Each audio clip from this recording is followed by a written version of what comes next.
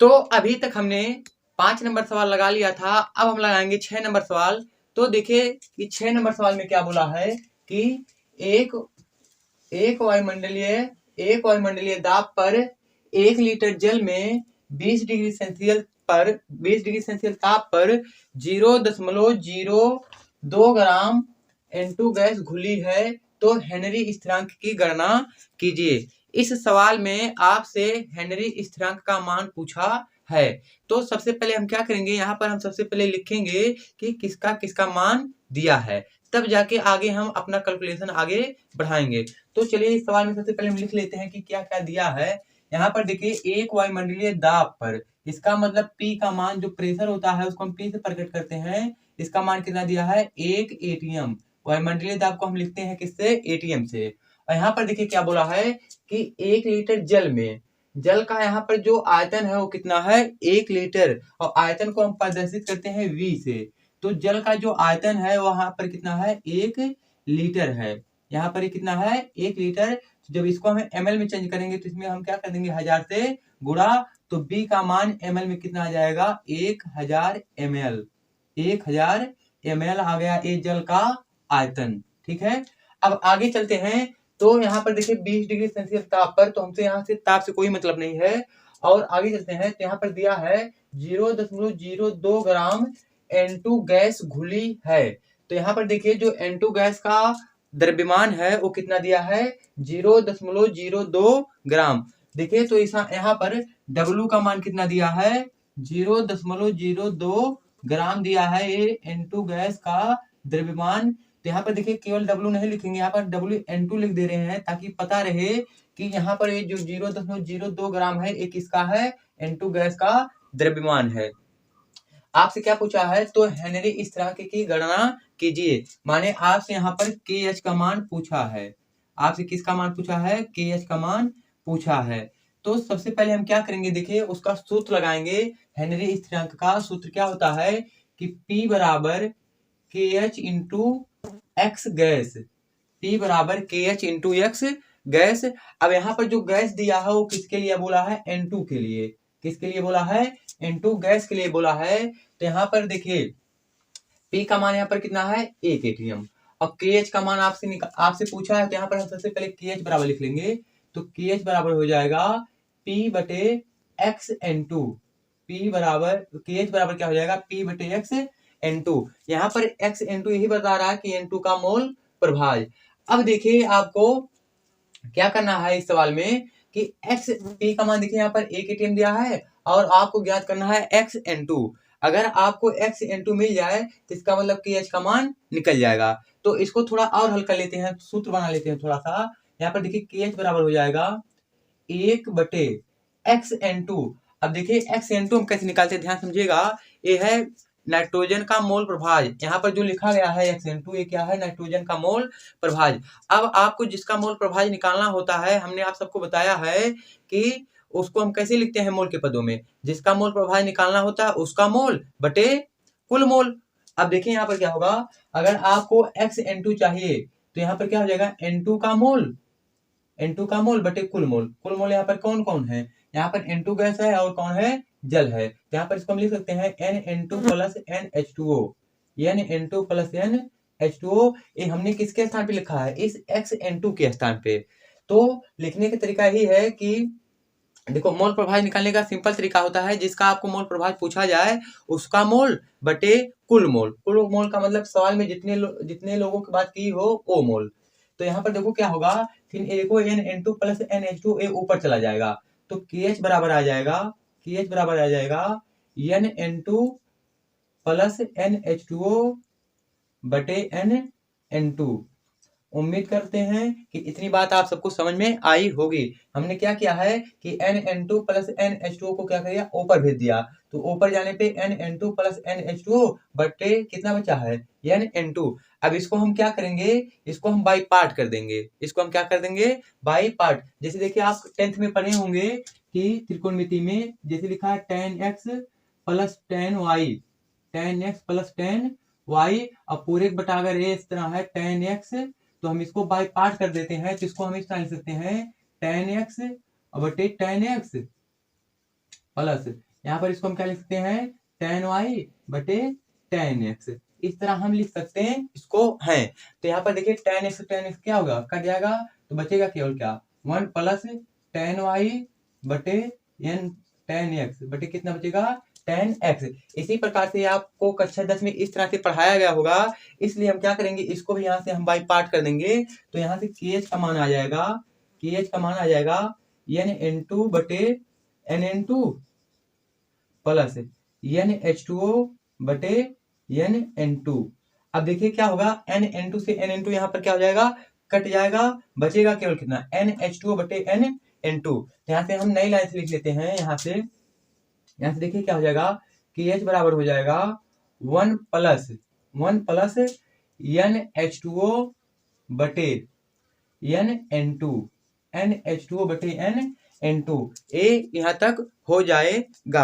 अब हम क्या करेंगे, यहाँ से देखिए, अब अगर आपको KH का मान चाहिए तो सबसे पहले हम निकालेंगे जल का मोल और किसका मोल, नाइट्रोजन का मोल। तो देखिए यहाँ पर मोल निकालने का जो तरीका होगा, ध्यान समझिएगा, जल का मोल निकालने का तरीका, वो तरीका ये होगा, आयतन यहाँ पर देखिए कितना दिया है, 1000 ml। अब हमको मालूम है कि जो जल होता है उसका घनत्व कितना होता है, 1, घनत्व कितना होता है, 1। तो हमको मालूम है कि घनत्व बराबर क्या होता है, देखिए घनत्व को हम प्रदर्शित करते हैं D से, तो D बराबर सूत्र क्या होता है, द्रव्यमान बटे आयतन, द्रव्यमान बटे आयतन। तो यहाँ पर हमको किसका द्रव्यमान चाहिए, H2O का, तो यहाँ पर हम क्या लिख देंगे, H2O। DH2O का मतलब ये है कि H2O का घनत्व। यहाँ पर भी क्या लिखेंगे, H2O मतलब जल का द्रव्यमान, यहाँ पर भी H2O लिख देंगे, इसका मतलब है H2O का आयतन। अब देखिए जो H2O होता है, माने जल होता है, उसका घनत्व कितना होता है, 1। तो यहाँ पर हम कितना रखेंगे, 1 बराबर, आपको WH2 ज्ञात करना है, अगर आप WH2 ज्ञात कर लेंगे तो आप मोल भी ज्ञात कर सकते हैं। अब यहाँ पर देखिए H2O का आयतन, माने जल का आयतन कितना दिया था, 1 लीटर, उसको हमने ml में चेंज कर लिया, चेंज करके कितना बना लिया, 1000। यहाँ पर हम कितना रखेंगे, 1000। अब जब 1000 का गुणा 1 में करेंगे तो WH2 हमको कितना मिल जाएगा, 1000।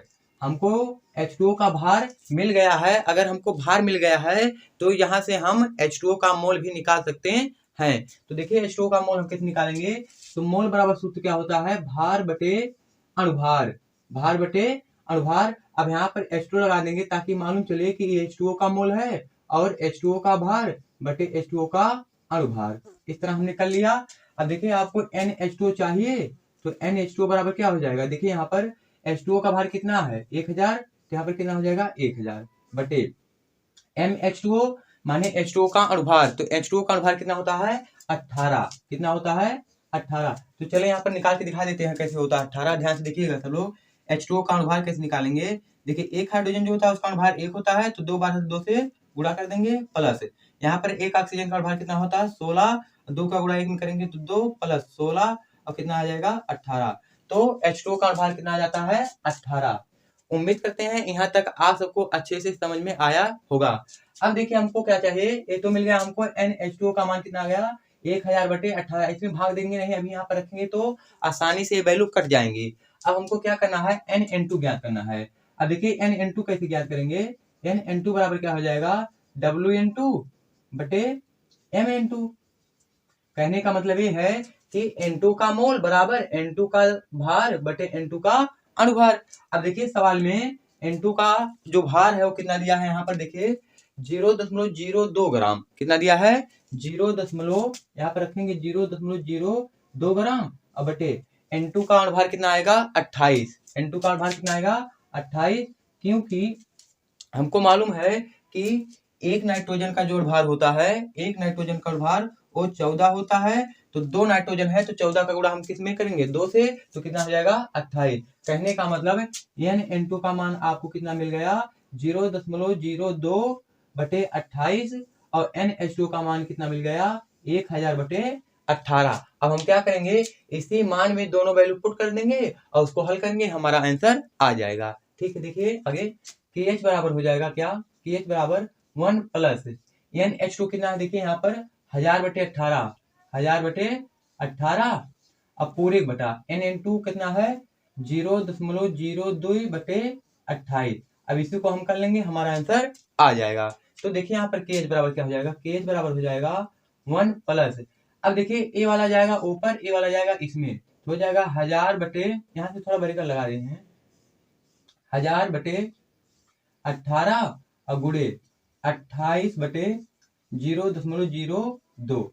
अब इसी को हम हल करेंगे, तो हल करेंगे देखिए यहाँ से काट रहे हैं सब, यहाँ पर देखिए, तो ये हो जाएगा 2 9 18, इसको हम 2 से काटेंगे तो 7 दूनी नहीं 14 दूनी 28, ठीक है। अब इसको भी हम काट देंगे, तो इसको हम 2 से काटेंगे तो कितना हो जाएगा 500, ये कितना बचेगा 0.01, 0.01 यहाँ पर बचेगा।